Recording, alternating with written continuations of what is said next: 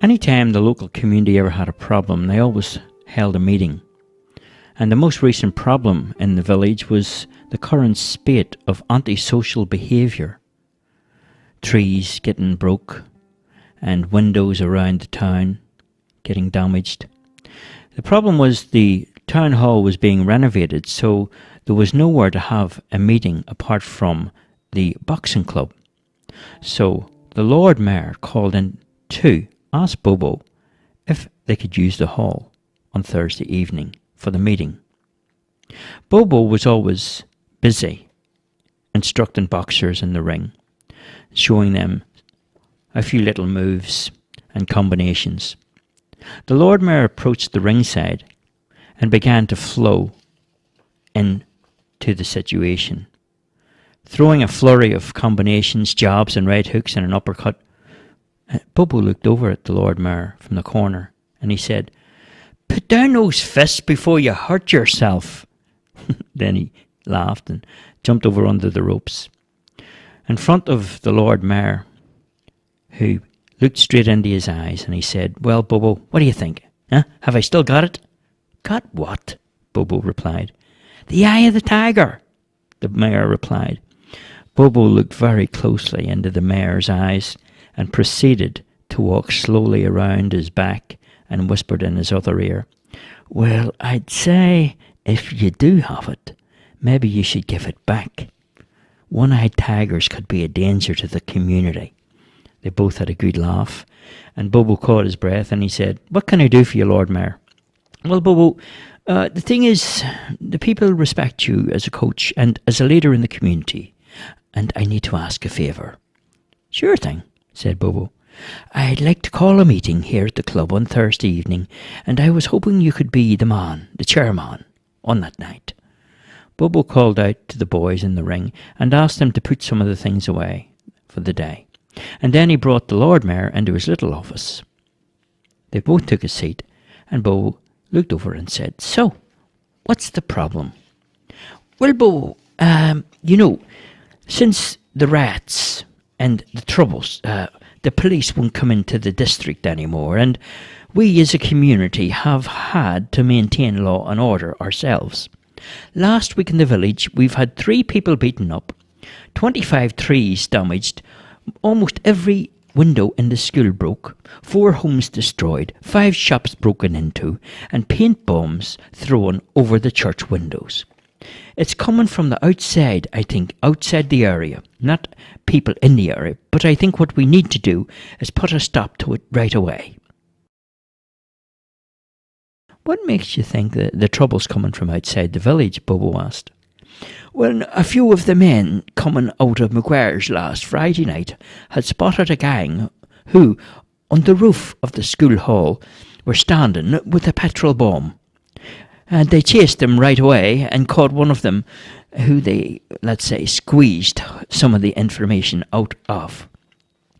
The Lord Mayor clenched his fist, and Bobo said, "I can see you're worried. Sure, I'll help, Lord Mayor, any way I can. So what if I get some posters made up and let everyone know about the meeting on Thursday?" "Oh, I knew I could count on you, Bobo, and if you ever need anything at all, just use the local council and my name. Okay? Any account that you need and anything for the evening, go to the shops and put it on the working account." "Okay now, thanks, Bobo." The mayor got up and walked away to the front door of the club, and Bobo followed closely behind.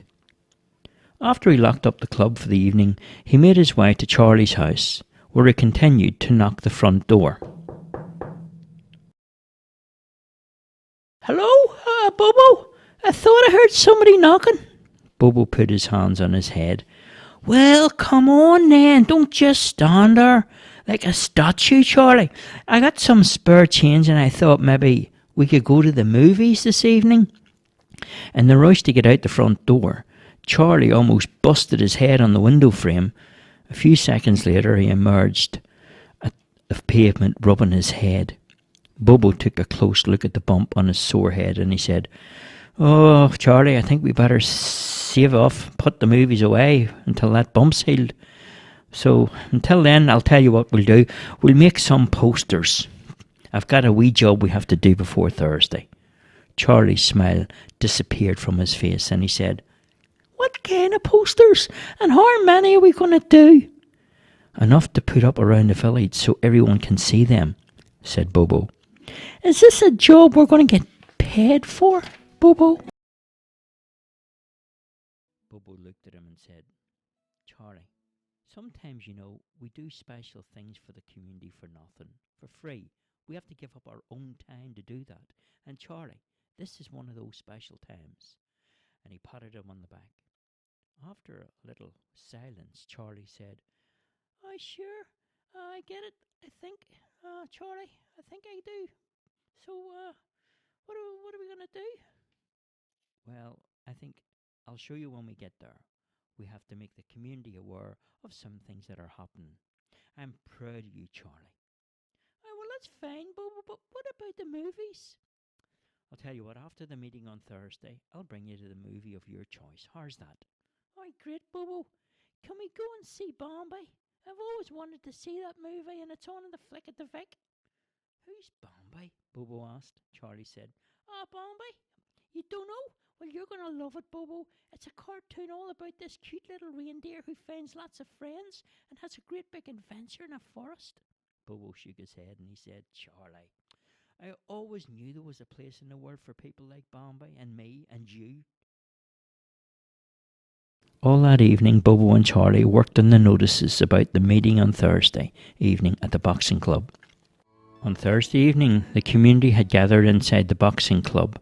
Chairs were laid out in rows, 10 deep and 10 wide, and the crows were made as people started to take their seat. People in the community that didn't get on had to sit together, and there were school teachers had to sit with parents who didn't get on, and there was some school students that had to sit with the teachers that sat with the parents that didn't like each other, and the crows were making sounds all night long. But eventually everyone settled down and the meeting was about to take its start. Bobo took into the ring a microphone and he said, "I'd like to welcome everyone here this evening and now declare the meeting open for discussion. As a community, we need to discuss the senseless destruction lately around the village. As you may have seen around the village, there's been some paint splattered on windows and upon walls. The people who did this apparently are outsiders who have come into our village, and what we need to do now is find a way to keep them out. So if any of you have something to say or something to offer, maybe you could raise your hand and I'll call you into the ring." A hand at the back was raised. Bobo said, "Sure enough then, come on up, Mr. McGuire." Mr. McGuire made his way into the boxing ring and took the microphone. "I says, good evening. As the local publican, I have seen a bit of trouble in my time in the establishment that I run. I have found the only way to stop that was to bar those people from coming into the pub." Everyone applauded and Bobo responded, "So has anybody got an idea how we can bar these troublemakers from coming into the village?" Some hands were raised in the front, and one by one those people took the microphone in the ring. Ideas were put forward, and at the end of the meeting it was decided to put up barricades at the two main roads that brought you into the village. Then it was decided that until the trouble was over, some vigilantes would be placed on duty at those barricades 24 hours a day, and anyone who came in and out of the village would be questioned and asked if they were part of the village and what their business was.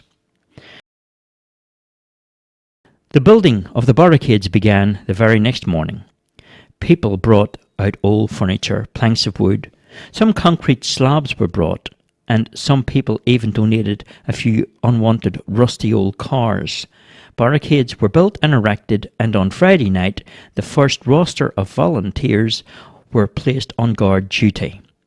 Bobo and Charlie were part of that number. It was cold, dark, and well after midnight as Bobo lit a fire inside a large drum beside the main barricade. Suddenly someone approached slowly, And Charlie jumped to his feet with an array of weapons in his hand, holding up a broom, and he shouted, "Stop right there! Right where you are! Or else!" "Or else what, Charlie? You'll brush my hair and sweep me off my feet." It was Mr. Murphy, the baker, who often came late into the village. He started to laugh. In his hands, he was holding a tray of tea and some of his homemade scones. Bobo said, "Ah, Mr. Murphy, you're so kind. I'll just leave the cups and plates outside, okay? And when you're finished, I'll take them in the morning on me way to work. Good night, Bobo. Good night, Charlie." Good night, Mr. Murphy." As he walked off, Bobo said to Charlie, "Charlie, maybe next time someone approaches you could say, 'Stop, who goes there?' And that way you'll know if it's a friend or not." Okay, it's a good idea." After they finished their tea and scones, Bobo and Charlie were standing around the fire, and in the background Charlie could hear the shuffling of feet. He turned to face the person who approached the barricade and said, "Stop! Who goes there?" The answer came back, "What?" "I said stop! Who goes there?" "I can't hear you. You'll have to speak up." Charlie said, "Stop! Who goes there?" Bobo patted Charlie in the shoulder and he said, "When you address someone at the barricade, Charlie, put some authority in your voice and project force behind it like this. 'Stop! Who goes there?'" "Oh, it's just Mrs. Muldoon from number 52. I had me hearing aid turned down. Sorry to trouble you, Bobo, but you know, Charlie's mum and dad are out looking for him everywhere. They're in a frantic state and can't find him anywhere." "Oh, Jesus, Bobo, I'm in big trouble. I forgot to tell me mum and dad I was going on guard duty tonight at the barricade." As Charlie ran off down the street, Bobo turned around as he heard a heavy set of footsteps approach the barricade. As Charlie ran off down the street, Bobo turned around as he heard a heavy set of footsteps approach the barricade. Before the person got any closer, Bobo jumped out in the front of whoever it was and shouted, "Stop! Who goes there?" The man who approached was only Mr. McAteer on his way home from work on the dog shift at the factory. He was so shocked at Bobo's challenge that he blessed himself and exclaimed, "Jesus, Mary and Joseph!" Bobo saw the funny side of it and replied, "It's okay, the Holy Family's allowed through." "Oh, well, Bobo, you scared the blinking daylights out of me." Mr. McAteer and Bobo started to laugh, and at the dawn of the day, Mr. McAteer offered if he could do some weekend guard duty at the barricade if needed. The next day, after a sleep, Bobo met Charlie in the village. "Hello, Charlie." "Hello, Bobo, I can't talk for long. I'm doing a message for my mum and she's been on my back all night and all morning for not telling her what I was doing. I never told her, Bobo, I just forgot." "Why didn't you tell her?" Bobo asked. "Because she probably wouldn't have said, 'Let me do it,' and I didn't want to let you down," Charlie replied. "God, you're a funny one, Charlie. Are you ready to go and see Bambi tonight then, at the Vic? It starts at 8 o'clock, Bobo said. "I don't think Mum will let me after the business at the barricade last night," Charlie replied. "Leave it to me. I'll have a talk with her, Charlie," Bobo said. That evening, after everything was straightened out, Bobo and Charlie went to the movies. They had a great night out, and even got some fish and chips afterwards. The next day, the news that a gang of troublemakers was caught at the barricade brought some great relief to the people of the village, and the Lord Mayor was so happy and impressed that he presented a special award to the community and all of the vigilantes at the barricade. The end.